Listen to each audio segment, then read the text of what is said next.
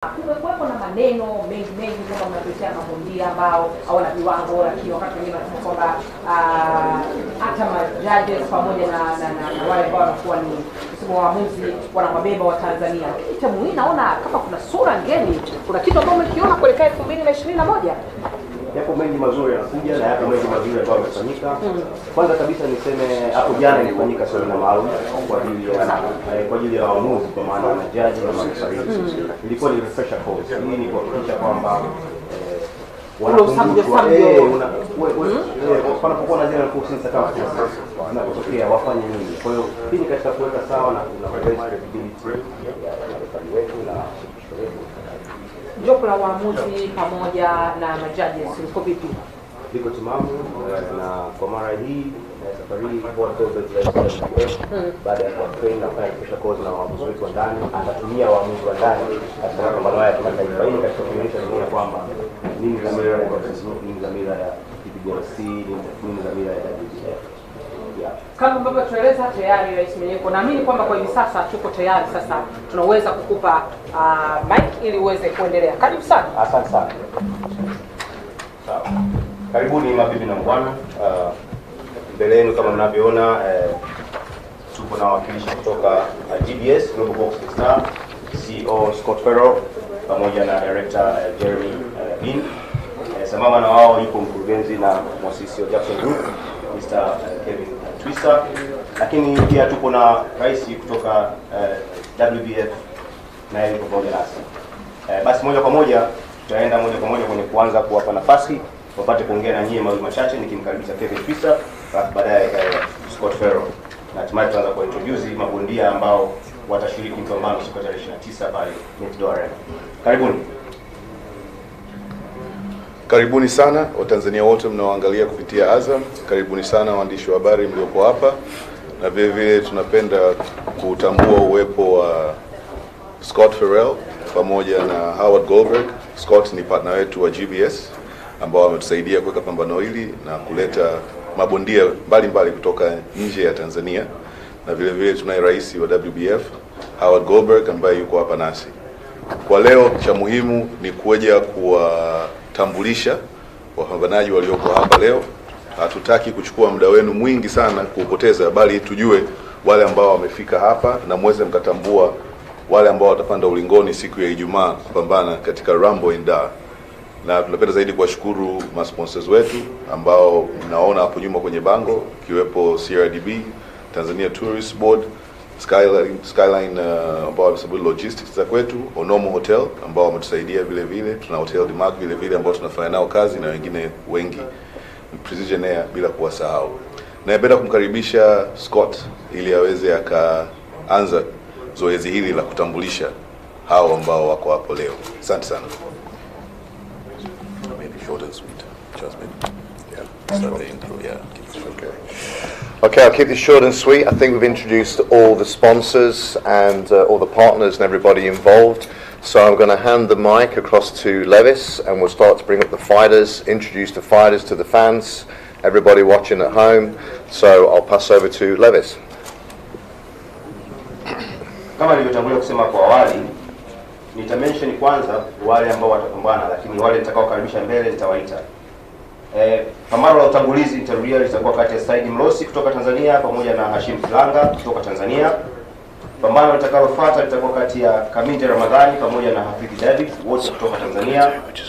Pambano litakalofuata litakuwa na Sumari Muki, Revai Madondo kutoka Zimbabwe, Sumari Muki kutoka Tanzania. Pambano litakalofuata litakuwa la Happy Daudi Mwajike, yeye atapambana na Lolita Muzea kutoka Zambia. Na pambano litakalofuata litakuwa kati ya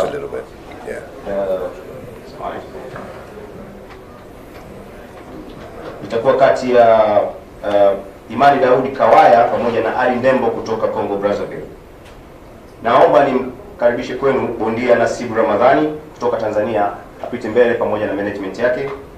Na upande wa blue corner naomba nimkaribishe Nkosinati Biana kutoka South Africa. Nkosinati Biana with the management, please make come front. Guys. Sudanese one.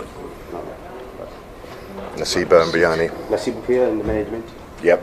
Jerry, do you want one chair?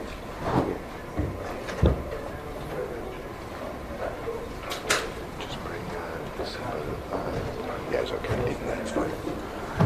Hi, how are you? It's me. So, good.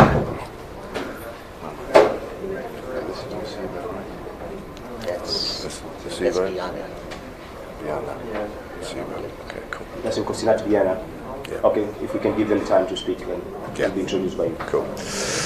Okay, thank you very much. So, going to go through the fighters a bit now. So what we've got right now is we've got a very popular favorite here from Tanzania in Nasibu.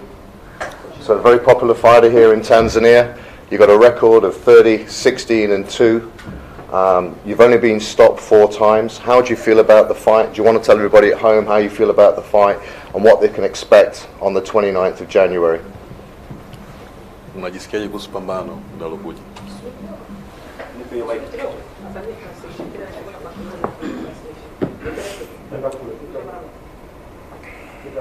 Okay. Aliyezungumza ni Scott Farrell, CEO GBS, na alikuwa anamuuliza ndugu yetu Nasibu Ramadhani amejiandaa vipi kuelekea mpambano huu na tutegemee nini? Karibu.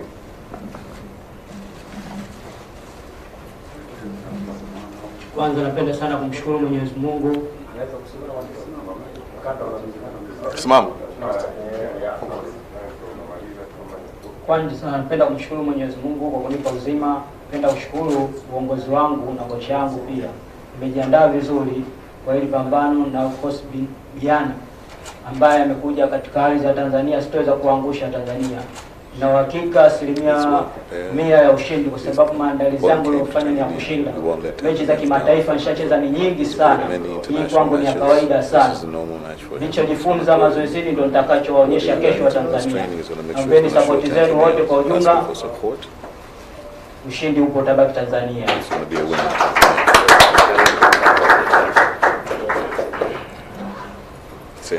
You had so many of these international. Yeah, fantastic. Got it. I'm sure what is practice. Good. Fantastic. Great. I wish you all the best of luck. And moving across to Biani from Malawi. Welcome to Tanzania. So, same question. You know, what do you think about your opponent, and what's your prediction for fight night?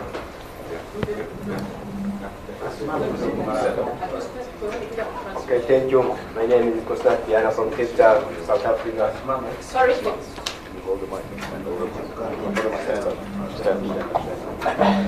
Okay, thank you. My name is Diana from South Africa. I'm here with my coach, Emil Price. Yeah, we are here for the fight, not any holiday. We're here to win this guy, and I respect him as a legend.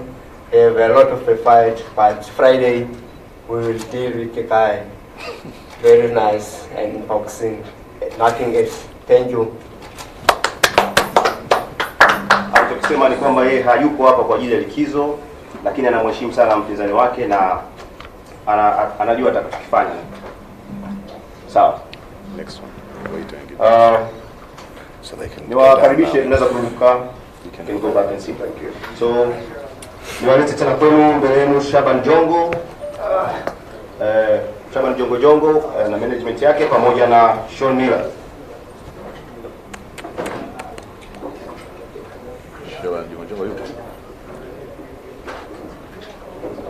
Okay. Yeah. Shawn Miller, just wait a moment. Wait a moment. So niwalete kwenu mbele yenu VIKAPITA MERERO. Okay. Basi tumrudishe Shawn Miller. Yeah, please. Yeah. Shawn Miller, please come forward. Just have a seat today.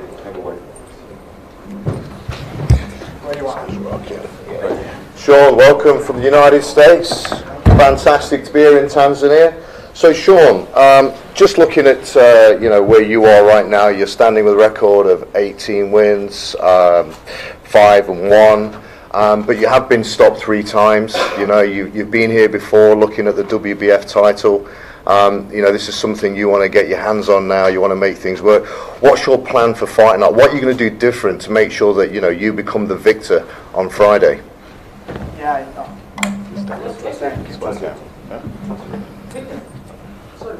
Good. translation walipo nyumbani waelewe nini anazungumza. Oh, okay. Sorry, 1 minute. Go ahead. Ah, okay, sorry. Swali ni kwamba kutoka Marekani amekuwa ameshinda mechi zaidi ya 13 na kapoteza 3. Swali linakuja kwake ni kwamba safari hii amekuja na mbinu gani ili aweze akapambana na kuhakikisha kwamba anaondoka mshindi hapa Tanzania. Thank you everybody for allowing me to be here. It is an honor, a privilege, so I am very happy and excited. Scott, to what you asked me, I know I have a very tough fight ahead of me, and every fight is very tough. He's a very, very strong, tough guy who I've prepared for, and I'm going to do my best to win and bring the title back here with me. Fantastic, fantastic. Anaamini kabisa kwamba kila mechi inakuwa na ugumu wake, na naamini kwamba atakayepambana naye ni bondia ambaye ni mzuri. Kwa hiyo yeye anachofanya ni kuhakikisha kwamba atakuwa anatumia mbinu zake kuhakikisha kwamba anashinda. Can I add something else? Yes, I'm. And with that being said, too, I respect Django very much, and I look forward to having a great fight with him. Vile anamalizia kwamba anamheshimu sana Jongo na anaamini kwamba utakuwa na mechi nzuri. Thank you, Shawn. Also on that, I mean, I know Jongo's not here right now, but just looking at Jongo's record as well, as you can see, he's never been stopped. You know, he has got losses, so he's a very durable guy. He's a tough guy. He's going to come to fight. I wish you all the best of luck. I wish Jongo the best of luck, and all the best for Friday. Thank you very much. Cheers. Thank you. Thank you, everyone. Asante.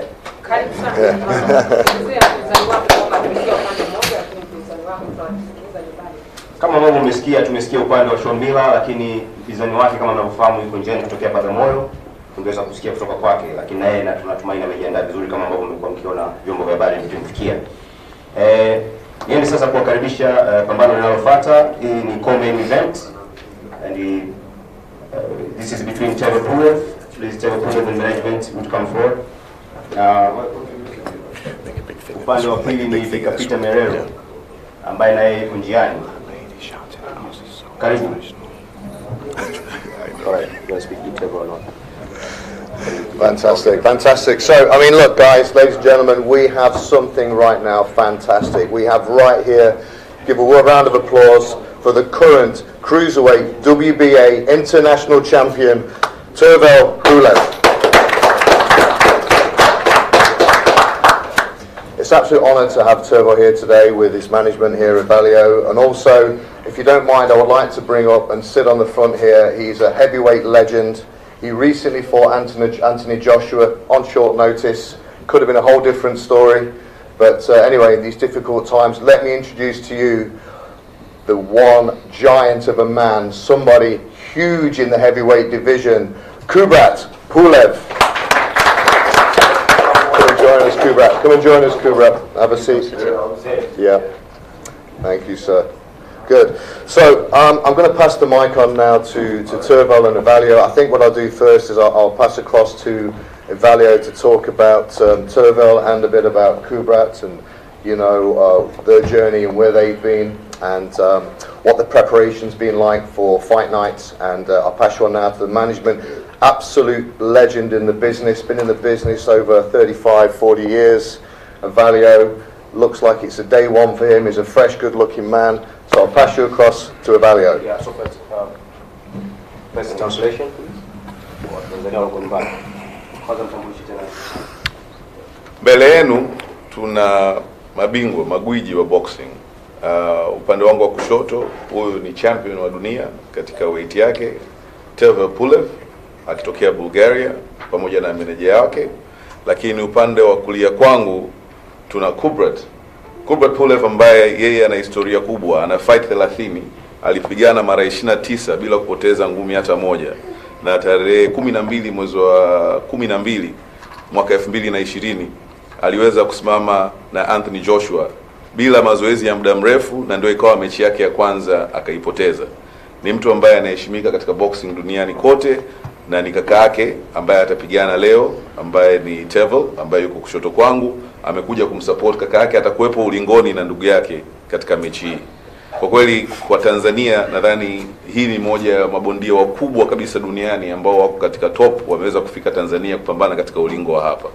Ningependa kumkaribisha meneja ambaye ana machache ya kusema kuhusu safari yao imekuwaje, na kwa kweli kwa Tanzania ni heshima kubwa kuweza kupata watu kama hao, kwa sababu dunia nzima inafuatilia, nataka kujua je, ni kipi kitafanyika. Rekodi yake ana fight 15 ambazo hajawahi kupoteza hata moja. Kwa hiyo ni bingwa kabisa, na atakayepigana naye Merero atakuwepo hapa, naye tutaongea naye kujua ni kipi na jambo vipi. Naye ni boxer mzuri zaidi. Asante sana.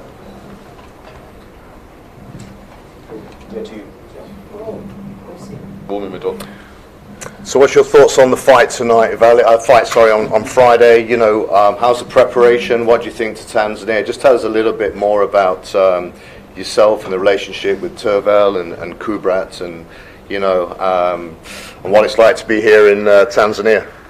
Well, first of all, it's been a long and wonderful journey for me.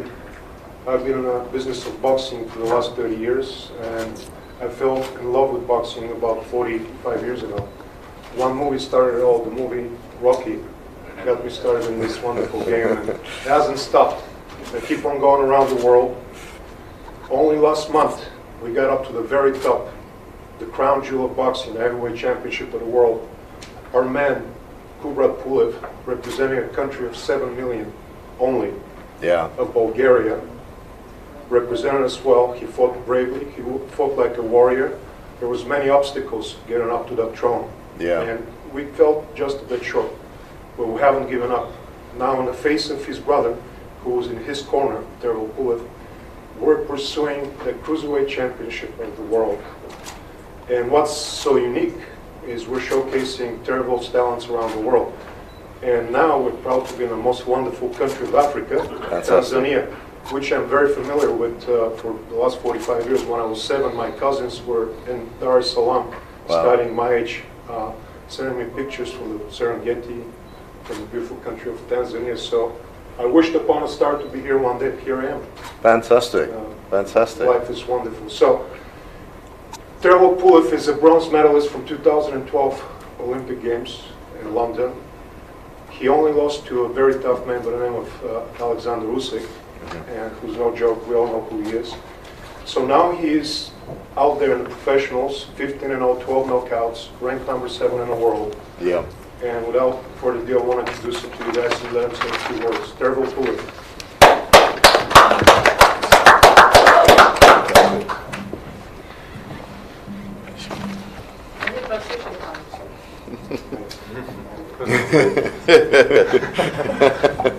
Do that.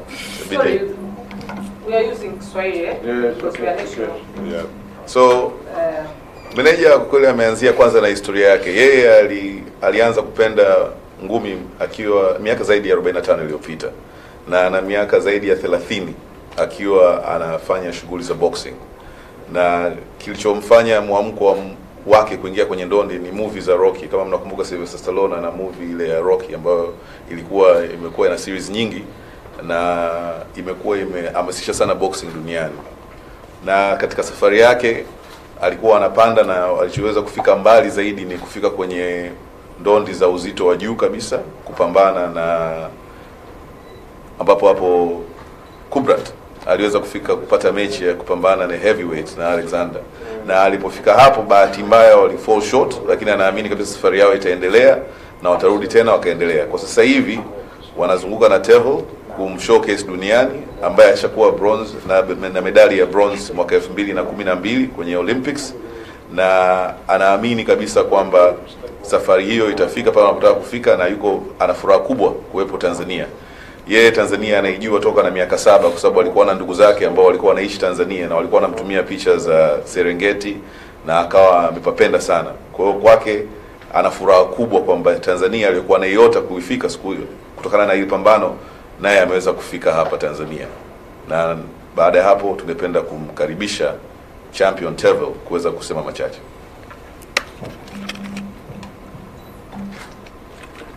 Hello everybody. First, thank you for the invitation to be here to fight.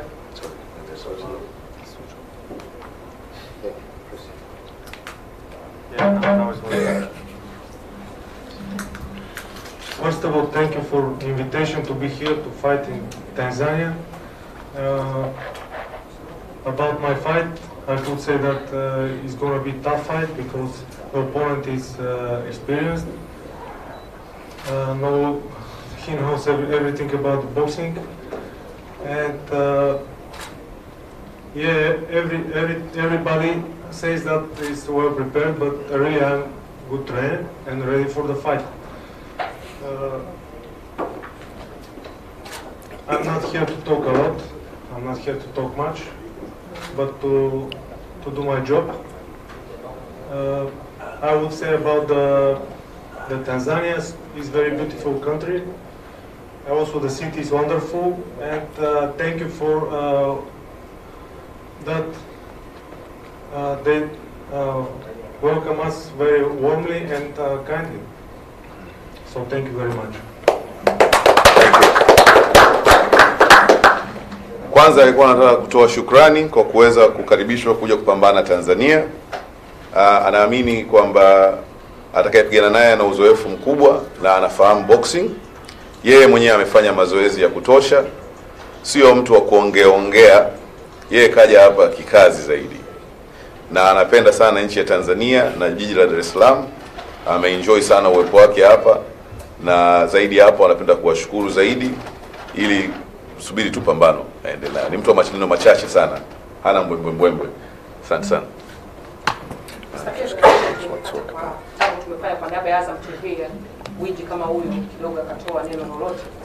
For the brother to speak a little bit. Yeah, cool. So going across now to Kubrat. Welcome to Tanzania, Kubrat. Pleasure having you here. So you'll be cornering your brother on Friday. You know, you're obviously a very close family, a fighting family. But let me just tell you this right now. You know, I mean, when you two brothers walk into a bar, it's the wrong people to pick on, I guess, right? You know. But on top of that, you know, I mean, what's your thoughts on your brother's career? And tell us a little bit more about, you know, what you think to Tanzania yourself, and what's your thoughts about Tervel and his upcoming fight on Friday. I'm just going to pass now to translate and then across to you. Kwanza amemkaribisha champion. Pili anamuuliza yeye na kaka yake alikuwa na totani kidogo, kama waingia sehemu hivi mtu kuanzisha ugomvi nao, kwa kweli inaweza ikawa ni kitu ambacho sio wazo zuri. Lakini muhimu zaidi anauliza kuhusu mdogo wake, amejitayarisha vipi na yeye kumsimamia kwenye kona, na vile vile anaonaje kuhusu Tanzania, kutoka amefika na mpaka sasa hivi mawazo yake nini kuhusu Tanzania.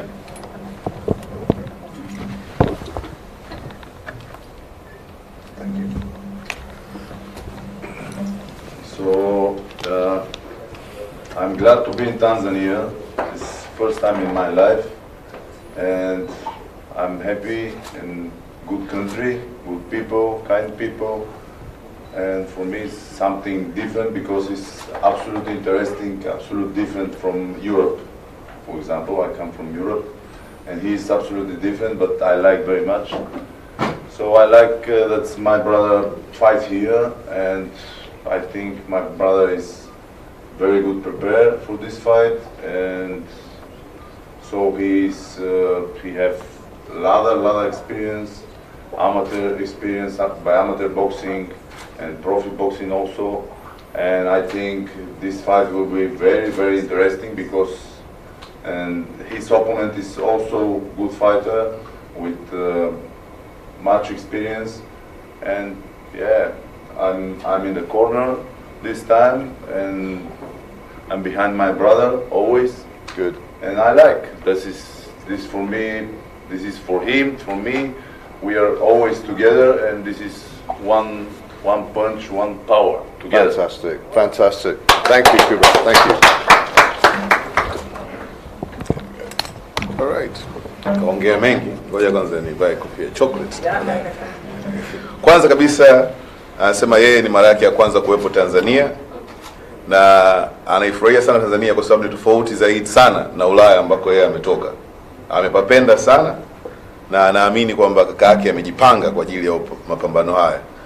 Ni mtu ambaye ana uzoefu, amepigana sana amateur, amepata medali zake nyingi, na vile vile ana uzoefu kupigana kama professional. Anatambua kwamba mpinzani wake ni mtu ambaye yuko vizuri, na hiyo itafanya pambano liwe zuri, kwa sababu ukiwa unapigana na mtu ambaye amezoea, anajua anachofanya, ndio pale unapata pambano ambalo linakuwa linatendea haki wale ambao wanaangalia hilo pambano kwenye ukumbi pamoja na duniani kote. Ana furaha sana kwa sababu anaamini kwamba hii itakuwa ni ngumi, sio utani. Asante sana. So we have a very interesting co-main event, as you rightly heard from Evalio, that Tervel is making his way to become the cruiserweight champion of the world, and I'm sure not so far in the distant future this is going to happen. But let's look at his opponent. His opponent is Merero from Namibia with a record of 29-9. He has been stopped 4 times, but if you look at him, he's a very awkward fighter, so this is going to be, as Kubrat rightly said, it comes with a lot of experience. It's going to be a great fight. It's another great step in a career for Tervel, and you know, I'm looking forward to a barnstorming co-main event of the night. So yeah, it's going to be a great one, and get ready on the 29th of January for a great co-main event with Tervel Pulev versus Merero from Namibia. Vijiko Jongo is here, so you can pull him up. Yeah, later. Okay. Okay, ndugu watazamaji na wasikilizaji wa Azam TV. Sasa ni wakati wa kuwatambulisha na kuwaleta kwenu main card. Tunaye kijana wetu kutoka Tanzania, Ibrahim Class. Ibrahim Class, naomba uje mbele. Thanks, Thank you. Thanks, Tervel. Management yako. Thank you. Lakini upande wa pili tunaye Dennis Mwale. Yeye anaishi Joburg lakini mzaliwa wa Malawi. Karibu sana. Welcome Dennis Mwale, the management of the ITEL.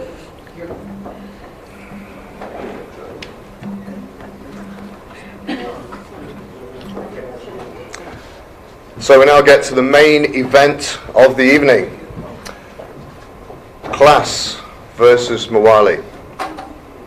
So first I'm going to go to the local hero here and the local favourite, Ibrahim Class, with a record of 24-6-0. And I want to ask you, Ibrahim, if you can tell me what's your thoughts on the fight. Have you studied your opponent? This is quite a good test for you because MWALE is coming in as an unbeaten prospect with 3 knockouts in his record at 8-0. It's going to be a tough challenge for you, a tough fight. So what's your thoughts? Tell me about your preparation and how you feel this is going to go on the night. Asante sana. So Scott anamuuliza, je, kwanza amejipanga vipi kwa ajili ya pambano hili? Cha pili ambacho ni muhimu zaidi, amemsoma mwenzake, kwa sababu ukiangalia ni mtu ambaye hajawahi kupigwa na ashaondoa watu kama 3 kwa knockout. Kwa hiyo yeye akifahamu kwamba huyu mpinzani wake ni mahiri na mkanda huko mezani, amejipanga vipi, na kama vile vipi tujue amemsoma mwenzake na tujue tutegemee nini siku ya Ijumaa tarehe 29. Asante sana.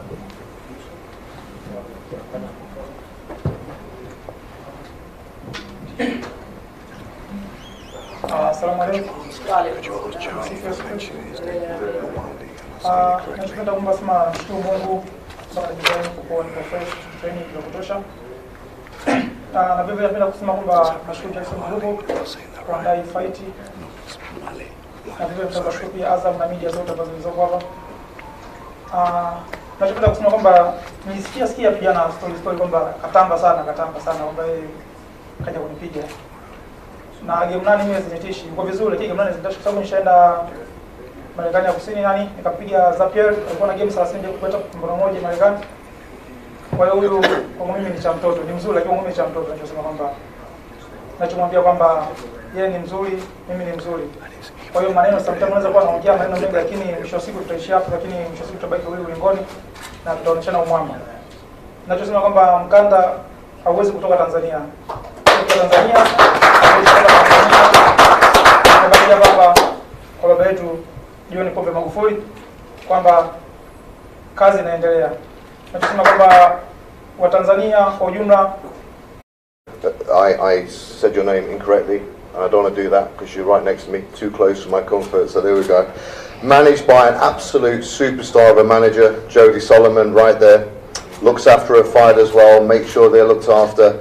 Bringing an undefeated prospect to Tanzania to be one of your favourite sons of Tanzania. So Dennis, you're 8-0, you're unbeaten, you've got 3 KOs, you're here for business, you know, you're not here to play games, you're not here to take part, you're here for business. I want to hear some words from you right now, what you think to your opponent and what he's saying, you know, in retaliation to the bit of banter you've had over social media.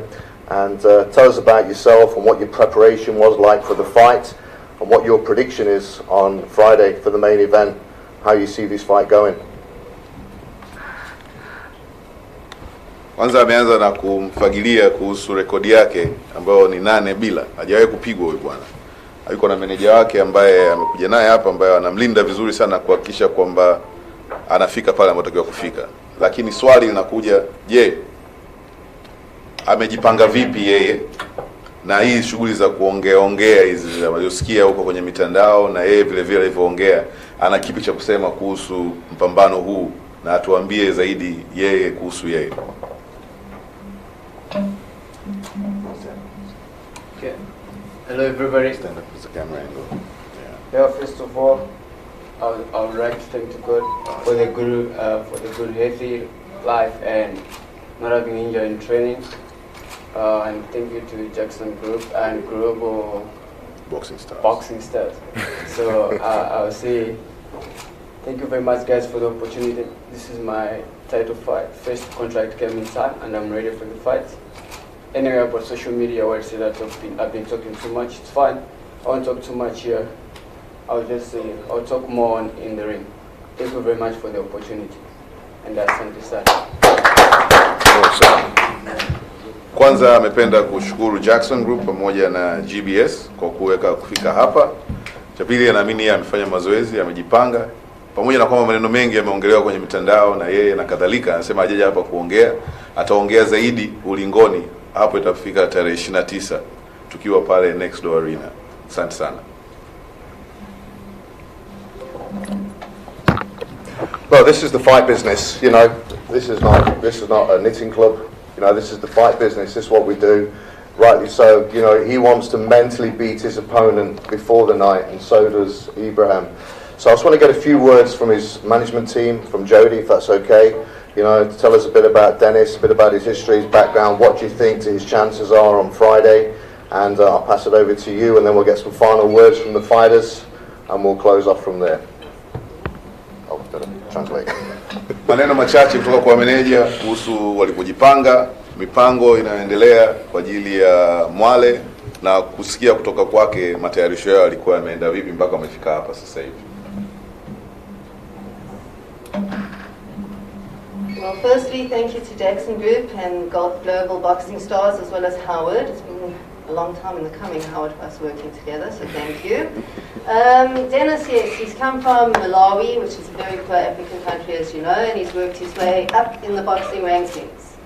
I would like to say that you shouldn't underestimate him just because he's only had 8 fights. He's young, he's hungry, and he's got more heart than I've seen a number of world champions. So that shouldn't be a factor to feel good. As far as Ibrahim Claassen is concerned, we've been working really, really hard. And the pressure's on Ibrahim. Dennis is the underdog, undeniably the underdog. There's no pressure on my fighter. All the pressure's on Ibrahim to maintain the status that he has. So thank you very much for the opportunity, and we shall see you on Friday night. Well, fantastic, Jody. Fantastic. Asante. Kwanza MWALE ametoka kwenye nchi ya Malawi ambayo sio mimi nasema, ni nchi ya kimaskini sana, na amepambana sana kupanda rankings za boxing mpaka afike alipofika. Muhimu zaidi anasema msimchukulie poa kwa sababu ana rekodi ya mechi 8 tu. Hiyo kwake kwanza ni kama advantage kwa sababu yeye anavyoingia ulingoni anaingia na mtu ambaye ana experience zaidi, ameshinda zaidi.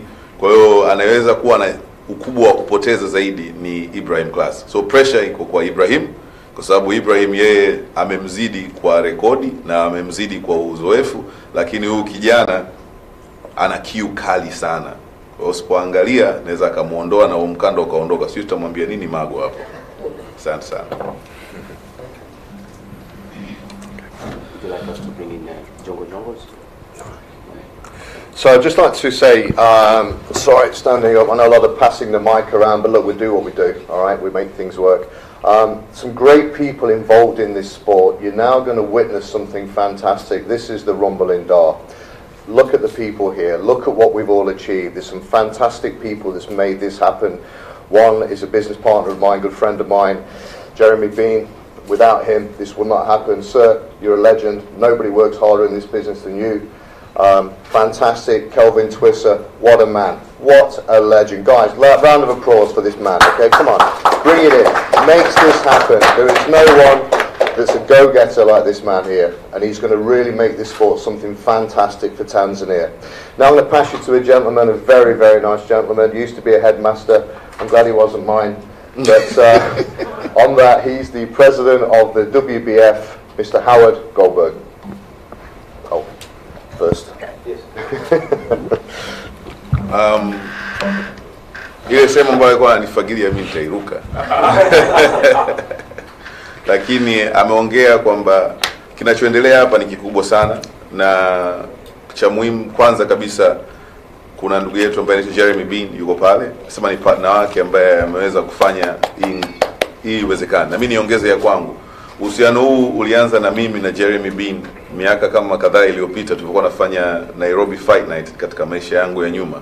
Jeremy alikuwa anafanya kazi Kwese TV na tulikuwa tunaanza maongezi ya kudistribute fight. Yeye amefanya maandalizi ya ngumi kila mwezi wakati huo nchi tofauti. Ni mtu ambaye ana experience kubwa ya kutengeneza mipambano kama hii. Cha pili akanifagilia mimi, nashukuru sana. Naomba tushirikiane yakamilike, au sio? Lakini cha muhimu zaidi amemintroduce rais wa WBF ambaye ni Howard Goldberg. Alikuwa ni mwalimu, anashukuru sana kuwa mwalimu wake mkuu. Hata mimi ninavyomfahamu Howard, kama angekuwa mwalimu wangu na uhakika ingekuwa mtihani. Karibu sana Howard. Good afternoon, ladies and gentlemen. I think before we start, or before I start, let me just pay tribute to the Jackson Group and to Global Boxing Stars and their partners for bringing international boxing to Tanzania. I always judge a person when they make a difference. And these gentlemen sitting on my left, the two gentlemen, Scott and Kelvin, they're making a difference in the lives of the Tanzanian boxers and the reputation of Tanzanian boxers. And I've said this before, it's important to understand that there is so much talent in Africa and especially in Tanzania, and that we're not just stepping stones for America and Europe, and that our talent should be developed. And again, I pay tribute to you guys for putting this together. I look forward to a fantastic night of boxing, and I wish everybody good luck, stay safe, and don't miss Friday night. It's going to be electric. Thank you very much, everybody.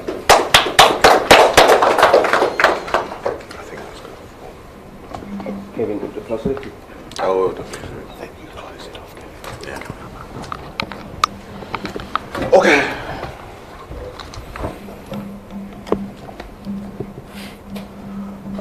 Kwanza kabisa amesema kwamba anashukuru sana watu wa Jackson Group na GBS kwa kuweza kufanya mipango hii, kuweza kuleta ngumi za kimataifa Tanzania, na anaamini kabisa kwamba talent ipo kubwa sana Afrika, lakini zaidi Tanzania kuna talent ya kutosha, na sisi wenyewe tunaamini hicho vile vile. Anasema anaheshimu sana mtu ambaye anajaribu kufanya kitu ambacho kinaleta mabadiliko, na kinachoendelea hapa sasa hivi ni mabadiliko katika ngumi za Afrika na ngumi za Tanzania. Tumezoea mara nyingi mabondia wetu wanatumiwa kama ngazi za watu wengine kupanda juu kwenye ranking. Kwa hiyo Mtanzania atakuja atapigwa au ataitwa atapigwa, lakini sio katika kuendeleza na kujenga ngumi za Tanzania au Afrika kwa ujumla. Kwa hiyo kwa hilo anafurahia sana na anashukuru sana. Anatakia wadau wote wanaohusika na shughuli hii mema, ili ngumi hizi ziende salama, na yale ambayo tumepanga yafanyike tarehe 29 hapo Next Door Arena yakamilike salama. Kwa kufikia hapo, zoezi hili la kuintroduce maboxer, tunafahamu kutokana na logistics wengine walichelewa, tutafunga zoezi hili kwa sasa na kurudi hewani katika vipindi vya kawaida, lakini wapo maboksa wengine tayari kwa ajili ya interview moja moja kwa kama mnawahitaji, pamoja na paneli yetu vile vile ipo hapa. Asanteni sana. I finish up saying that with this we'd like to wrap it up. But they can do individual interviews for the boxers that are here. We have a few questions and we can move from there. Jeremy over. Just ask them to bring Jeremy over. Jeremy, I'll just say one quick thing and then right now, working as hard as we possibly can to make things really work for Tanzania and the Rumble in Dar. We want your support. We're going to give you all of our effort. We're going to bring you the best fights. The fights are going to get better and better. So I want to see all of you watching on any channel, every channel, buying tickets, supporting this man, and of course this man. See you Friday night, 29th, for the Rumble in Dar.